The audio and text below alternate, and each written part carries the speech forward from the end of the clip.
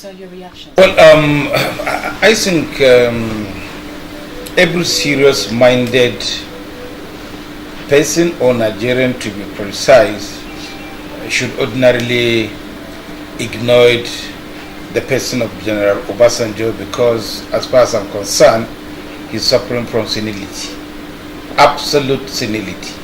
Otherwise, Obasanjo in his entire life have never crossed the path of decency, responsibility, and whatever ethics represent. But for the consumption members of the public, it is appropriate that we remind ourselves and remind Obasanjo himself of who he is and what he represents. For me, the recent outburst of Obasanjo is born out of sheer frustration, envy, and the fact that he knows he is playing his injury time, and perhaps he wants as many casualties out of the pit to accompany him into permanent political and social retirement into oblivion. Obasanjo raised a lot of issues which, to my chagrin, is being unnecessarily amplified by the media. First, for one to be taken serious as either a statesman or a responsible citizen, that person must be morally above board. Obasanjo, who was dragged to the court by his own biological son, accusing him of sleeping with his wife, is that somebody that Nigerian will take serious because he writes later? Obasanjo will be shouting of credible election when the election that produces General Alhaji Musa Yar'Adua, who was his benefactor in 2011, the late president himself acknowledged publicly that the election that brought him to power was not fair and credible. Very honest person. And everybody is living witness to that. Obasanjo will be talking of fairness and respect of rule and law when Obasanjo removed 3 governors, was 1/3 of members of the State Assembly. And to be precise, he removed Diary with 6 members out of 18 members of Plateau State Assembly. He removed Al-Emisiyaha of Bayelsa State with 5 members out of 13 that are supposed to have formed court. Obasanjo removed Payoshi with 7 members, sitting governors. Obasanjo disregarded not a customary court, not a state court, not an appeal court, Supreme Court judgment on the release of Lagos form. He disregarded the judgment and denied Lagos their local government allocation for 8 years. Suddenly, because of senility, he has turned into a letter writer. I don't think he should be taken seriously. Which general public? Who did you go and consult to say you have form of opinion of general public? Let me ask you this question. We are the owners of public of the public. Yeah. How we relate with them? Because Nigerians at a point in time saw reason with the president. Nigerians like you. No, I'm making a point, sir. Yeah. On the choice of Amina Zakari as one of the members at the coalition center when the results will be announced. Yeah. Appointed that a very learned, educated journalist, for that matter, will even be giving prominence to this question. Nobody, number one, no Nigeria, just say PDP. And they are opposition and they are entitled to oppose anything no matter how beautiful. So they are doing their work as an opposition party. But for Obasanjo himself, what criteria, who recruited Amina into INEC? Was it Buhari? Buhari met her there. She was qualified, recruited, appointed by Jonathan under PDP. So you are now asking APC to remove her simply because he is related to the president. So you are insinuating that if your brother now becomes anybody in this country, that has automatically disqualified you from holding any public position? Is this what you are insinuating? She was not brought to that place by Buhari. He was in that place in spite and oblivious of Buhari as president. So now Buhari met her, and simple assignment of responsibility in the place of work, PDP, and the expired former head of state will now be prognosing into that. It's just like you telling me that if today the station you represent remove you as a reporter to the National Assembly and posted you to PDP secretariat, then somebody will say, why were you removed from that place? Why were you removed from National Assembly? It's just a simple posting within INEC, and INEC as the owners of their staffs, and they have their capacity before them. They know who can do what among the staff, and it is their responsibility to post people that can defend their integrity. So because of politics now, you are hitting up the system so that INEC will now go and post an incompetent person, and when something happens they will turn back to say, INEC did this thing. I think this is not an issue that, and it provoked me when they say Nigerians. If somebody just sit at Wadata Plaza and mobilize press and they will say Nigerians, please classify this thing. That's the opposition, and the opposition have done no sin, because the opposition is not support, particularly by Nigerian context. The opposition is not supposed to see good and say it is good as far as Nigeria is concerned, but not in other jurisdictions. Honorable sir, Obasanjo is even more draconian, more wicked than Abacha. And quote me. What has Abacha done? Abacha was just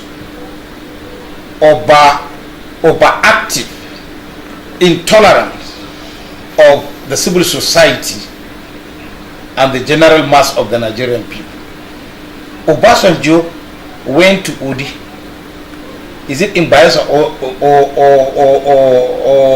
a Delta State, and wiped away an entire community. Not even a church or a bank could be spared in that place. Who is more draconian? Where has Abacha gone and wiped out a community? Obasanjo did the same thing in Zakibia. He invaded Zakibia, wiped away the place, and killed the grandmother of a former general of the Nigerian army, General Victor Malu. Killed the old woman, 70-year-old woman. She was killed. So who will be talking of a draconian system? Who? Is it because they just allow the senile person to be talking from both sides of his mouth? Somebody who has no political relevance? As somebody from Kano, I can go to Ota and defeat Obasanjo politically. He has no relevance, he has no merit, he has no respect by his people. He is just a theoretical international person. Just theoretical international person. But he has no relevancy in Nigeria. And we pray God to leave him. He will live to witness the swearing of Buhari in this country, whether he likes it or not. You were alive in 2014, preceding the 2015. I want to ask you in all sincerity, was the current tension as high as in 2015 and 2014?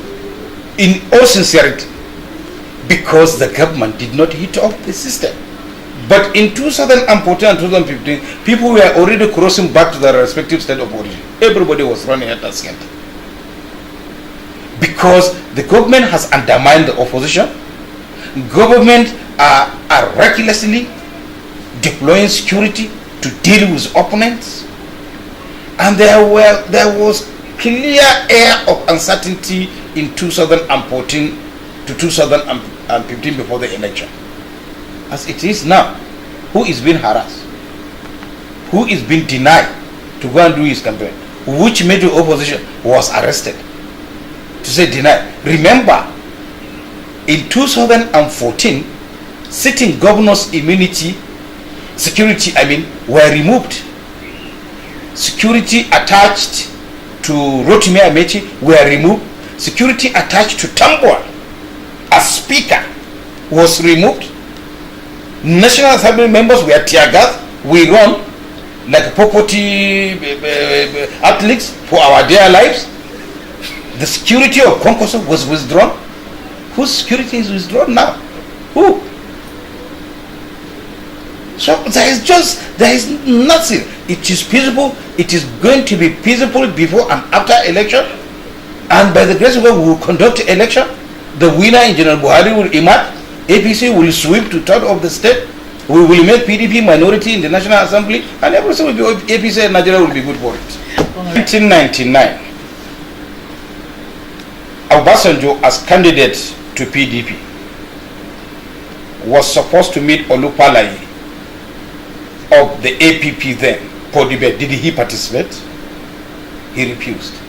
In 2003, Buhari went to Sheraton, where debate was supposed to be conducted by all presidential candidates. Obasanjo, as sitting president, refused to attend that debate. We organized it. I was a member of the NLC then. Buhari attended, Olupalayi attended, Pastor Bakari attended, all the presidential candidates. Obasanjo refused to attend. He said he was a president, not a candidate. So that place is for candidate. And he refused to. Where were you and your media? Why didn't you ask him a question? In 2007, Buhari too was available for the contest. Obasanjo didn't attend. In 2011, Eradua did not attend the presidential debate. Buhari was available. So what are you saying? It is not a law. It's just a practice. If somebody is just like you say, want to interview me, I'm at liberty to say I'm available. I'm liberty to say no. What sin have I committed? What sin? It dispelled the rumor going around that the House is working towards melting the deliberations on the 2019 budget. I can tell you authoritatively that as a ranking member of the House and a very close insider of the going on in the House, that there was no any official thinking towards that. Unfortunately, the period just coincided with intense politicking, and major players are involved in this thing. I don't want to accept the fact that we are putting politicking over and above the budget issue, but you also needed democracy to have people-oriented budget, and therefore guiding the electoral process is also a civic responsibility on the part of every parliament. What happened because of this engagement, the MTEL was not presented, and it was an oversight that our desire to ensure that we start deliberation, that even announcement on the commencement of deliberation on the MTEL was made last week. But ordinarily, we are supposed to review and pass the MTEL before we proceed for the budget. The MTEL hopefully may be discussed tomorrow or Thursday, and when it is done, I'm sure the budget will be passed. The principle may not take more than 6 hours, 4 at the utmost, to be discussed and released to the committees. Okay. We will do that interchangeably with our electoral process. Thank you so much. For now.